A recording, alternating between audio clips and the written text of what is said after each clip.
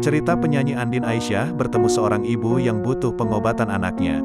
Andin Aisyah membagikan potret kala ia bertemu dengan ibu itu lewat unggahan Instagram Story pada Minggu, tanggal 26 Juni tahun 2022. Kala itu, ia sedang menikmati Car Free Day, CFD, di Bundaran HI, Jakarta Pusat. Ia kemudian bertemu dengan seorang ibu yang membawa poster. Andin pun langsung mendekati ibu tersebut yang diketahui bernama Santi. Ibu Santi ditemani oleh anaknya bernama Pita yang tampak duduk di stroller. Ketika didekati Andin, ibu itu tak kuasa menahan tangis. Ketemu ibu tersebut dengan posternya, begitu saya dekati langsung nangis, tulis Andin. Diceritakan Andin, Pita mengidap penyakit lumpuh otak yang dikenal dengan cerebral palsy. Menurut sang ibu, cerebral palsy paling efektif diterapi menggunakan CBD oil dari tanaman. Mendengar cerita ibu Santi, Andin langsung memeluk sang ibu.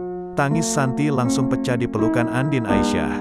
Penyanyi Let It Be My Way itu pun mengaku remuk hatinya melihat bagaimana perjuangan Santi. Bersama Santi dan Pika, Andin sempat foto bareng.